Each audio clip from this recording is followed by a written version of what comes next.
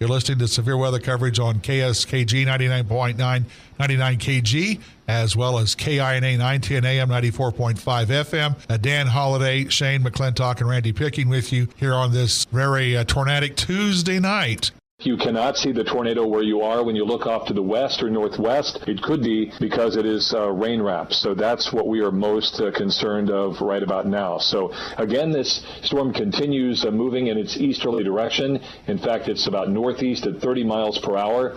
And at last report was on the ground. Just had a report from Cody Tremblay a second ago who says, I'm at K18 and Headville Road. I cannot see the tornado from my location, and getting some images of what it looked like a minute ago from Cade Schmidt, who's also passing on a look at it too. And you can see it's just rain wrapped and very, very large. Yeah, and again, looking at the radar, the hook echo that you see that's classic, it's changed just a bit.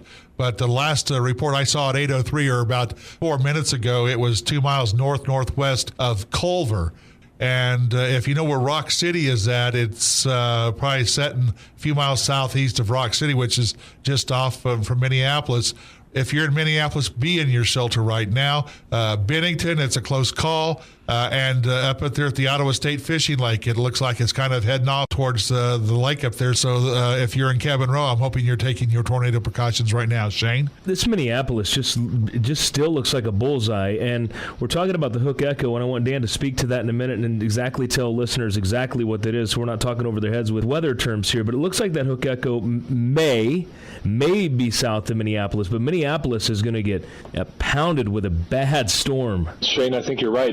Very heavy rain and some potential hail probably falling now in Minneapolis. It would be good to hear from some folks listening there about what you may be having, but we do have an indication now from some spotters that say that this tornado is now roping out, which means it is decreasing in intensity, and it's but still heading toward the Minneapolis area. Could be about 5 to 7 minutes away in the latest scan. That's what the latest is from the National Weather Service. And what's interesting about that is the latest scan on radar doesn't show this quite as impressive as it was. It still is no doubt probably producing a tornado or a funnel cloud at this time. The good news is it doesn't look quite as strong as it did a little bit ago. These storms do sometimes have the potential to cycle, and it could get strong again. So we'll be having to watch it closely. And this is the same storm that at one time was sitting over Wilson in Ellsworth County, where it tightened up and then kind of went along the Ellsworth-Lincoln County line. Then it got very ferocious and dropped that large tornado just north of Glendale and south of Teska. Let's go back to Jerry Hinrikus. Jerry, where are you at and what are you seeing? Actually, Randy, this is Devin now. I am north of Abilene, south of Bennington right now, and early damage reports coming in from the Teskett area. A farmhouse or just a house was destroyed about a mile south of Teskett. And it looks like, and the report was, this tornado crossed where Highway 18 interjects with 106. So that just kind of gives you an estimate of where this tornado has been and where it may be headed. But I just wanted to let you in on that. Approximately about a mile where the power poles have been taken out. So right now the report is the whole town of Teskett without power. Just early reports there. And as I said, I am north of Abilene, moving towards Bennington from the south right now. All right. Well, stay safe out there, Devin. And Shane? Well, we've got some other reports. We've got the tornado warning that is north of Clay Center, and of people that are listening in Clay Center. And so, it's Navajo Road, which is north of Clay Center. If you are in Clay Center, I would make sure I stay there for right now. And guys, we have a new tornado warning that has just come in. Yeah. And this is for northeastern Lincoln County, a severe thunderstorm capable of producing a tornado near the town of Lincoln. That's moving northeast, or I should say east, at 45 miles per hour. So a brand new tornado warning for northeastern Lincoln County, and this again will be affecting the Lincoln, Beverly, and Barnard areas. So that's to add to what we have going on in Ottawa County. I hadn't paid much attention to the storms back to the west, but we still have storms in northern Russell County. We have storms that are now in northeastern Lincoln County that could be producing tornadoes. Looks like the good news is, Dan, we've got a severe storm down in Barber County near Medicine Lodge, but it's pretty well cleaned out back to the south and west of us. Once you get at the Russell Ellis County line between Hayes and Russell. That's where the tail end of these storms are at. But the most severe storms, serious storms, are right now northeast Lincoln, Ottawa, and also in Clay County. Do want to let you know our severe weather coverage, which we've been in most of the evening here on Eagle Radio, brought to you by Marshall Motors in Salina and DSNO Electric Cooperative, always looking out for you. And they also take care of the Skycam here in Salina, and Jerry being out with his dash cam following these storms tonight, where we've had significant tornadoes. We've had large tornadoes in Cloud County and in Ellsworth County this evening. Dan? Okay, just getting a report here from some folks in Lincoln County Dispatch, that they had detected a wall cloud with this storm to the northeast of the town of Lincoln. So there is now at least a wall cloud on that storm, and we're starting to see echoes on radar once again where this could turn into somewhat of a hook. We see an inflow notch there on that storm, so another impressive storm that certainly could produce a tornado, as the ingredients are right for that. Yeah, I've just noticed a report from around in Ottawa County, around Ivy and 106, multiple lowerings with the weather there. Let's go back to the phone. Hi, is this Jerry or Devin? This is Jerry, and I just wanted to let you know I am north of Salina on I-135. I'm at the rest area, and I have the Skycam now pointed towards Minneapolis area. Randy, I don't know if you can pick it up or not or see it. Minneapolis, it's getting pounded hard. All right, thank you very much.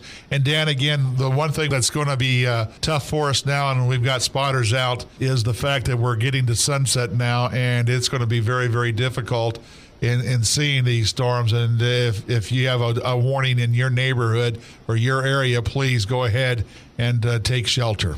Boy, I couldn't agree more, because now we're getting to that critical time where, the sun goes down, but the potential for tornadic activity is going to hang on for a little while longer, maybe up to 10 o'clock or so this evening, maybe even a little longer for some areas, a little bit further to the north and east of us. But with that said, we just got to be ready to, we'll have to rely on things like, obviously, radar indication, but the spotters who are out in the dark will be looking for a couple of things. They'll be looking for lightning, and they'll be looking for power flashes to detect any tornadic activity. So it becomes increasingly more difficult after dark. But for the main thing right now is that we continue watching what's happening with these two cells. Number one, the one in southern Ottawa County that appears to no longer be producing that tornado, certainly could again, and then another one that has a wall cloud with it to the northeast of Lincoln in Lincoln County, and that is moving off to the northeast and eventually could be in northwestern Ottawa County here soon. Shane, you've been getting some pictures and things sent in to you of that tornado. That was at least a half to 3/4 mile wide, it looked like. It was a very large tornado. You can be looking for that on the 99KG Facebook page and at salinapost.com. There's a gentleman that lives west of Lincoln, and he lives between Lincoln and Barnard, and that whole area is without power. Dan, like you said, we kind of thought, and the Weather Service Storm Prediction Center thought that it was a situation where it would, as the dry line moved to the east, it would intensify, and sure enough, it sure has, because tonight we've had, at least that we know of, 2 large tornadoes in north central Kansas, one in Cloud County and one in Ottawa County. So many things have to come together just right for a tornado, let alone a very large tornado. So we saw a lot of those happen here this evening, and the latest scan on the radar still very, very impressive to the north of Bennington now, and probably to the south of Wells. So this is really impressive, potentially dropping some hail 3 inches in diameter, and certainly could be producing a tornado or a funnel cloud at this time.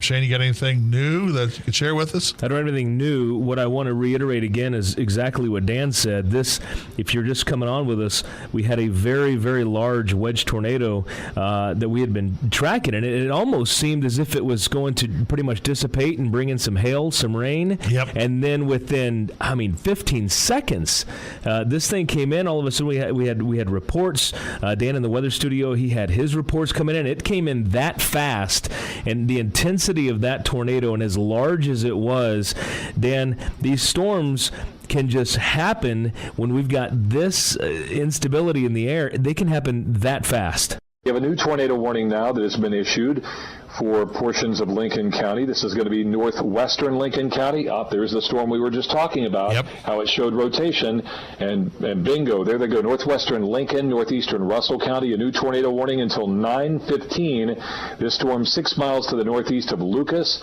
It's moving east at 45 miles per hour. It's going to be affecting folks in Barnard and Ash Grove. You heard our chief meteorologist, Dan Holliday, talking about that tornado warning. If you are not from here and you're just traveling on I-70, or if you're coming up 135 northbound, I would stay in Salina if you can until some of these storms pass, because you inevitably would be driving potentially right into this tornado that's looks like it could be passing over 135 now, that being a possible tornado. If you're traveling the interstates, I would just try to find a place to stay in Salina for a few more minutes. Yeah, I think right now I'm sure there are some law enforcement folks maybe driving the path of where this tornado went through, not only in Ottawa County, but up in Cloud County, just checking for damage. And unfortunately, there has been some property damage. The good news is there's not any injuries that we know of. You also got to wonder about maybe the livestock loss that some producers may have. Looks like it stayed over pretty much open country. Again, we've heard of one home being damaged or destroyed around Tescott and power poles down, but we've not right now heard of any other reports of any damage, and that's the good news. But I'm sure there's going to be an assessment. Kind of can't get it done tonight, but once the sun comes up in the morning, I'm sure there'll be folks out doing an assessment of what kind of damage was inflicted with this large tornado tonight that went through Ottawa County, southwest and central Ottawa County, and also one that went through a good chunk of central Cloud County, Dan. That's right. We are just now getting a report here of some large hail falling west of Ash Grove in Lincoln County. Also, the tornado warning continues in effect for Lincoln County. Northwestern Lincoln County for a while longer. That severe thunderstorm, the worst of the storm, is 13 miles northwest of Lincoln or just to the south of Hunter, and it continues moving east at 35 miles per hour. So Barnard and Ash Grove, you are in line for this storm to move your way. Yeah, and that storm that's over in northwestern Ottawa County is now located about 4 miles west of Minneapolis, moving east at 40 miles per hour. So you have that potential for a tornado with this storm and some very large hail. Tonight when this storm was going through, and these storms are moving out of southwest Kansas into west central Kansas, the one report out of Barton County that stands in my mind, Dan, is the grapefruit size hail that is around Sault-Saint. My gosh, that you just look at it, think of a grapefruit coming out of the sky. That should be a pretty good indication. Boy, there's a tremendous updraft with these storms, and it can support long-lived tornadoes and large tornadoes. And I can't say that they've been long-lived, and that's good news, but boy, they've been impressive and mighty big when they did finally hit the ground. Yeah, that's the one thing to note. We had that report in northern Barton County of the up to 4-inch diameter hail. It's been a while since we've had that.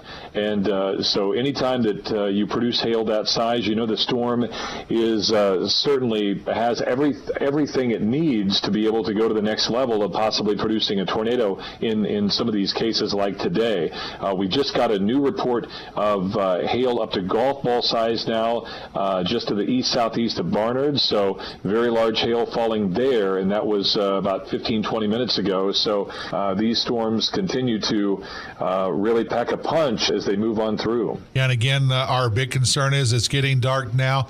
Old days, being a guy that's been chasing storms forever, since the late 70s, early 80s, the more lightning you have, that indicates an intensity where the storms could produce the big hail and the tornadoes too. And boy, now as we're getting into twilight and into the nighttime hours, you can see how electrical these storms are. And there's a reason that we continue our live coverage on 99 KG. And if you're south of the 99 KG listening area of Salina, such as McPherson, maybe east of Abilene, Junction City, if there's a storm at some point during our severe storm season, we will be live for you as well. So, absolutely. Again, we keep this here with 99 KG only for the fact that we've got some lives and current tornado warnings that are into effect. Dan, I want you to speak to what we could see tomorrow. What we could see tomorrow. What we could see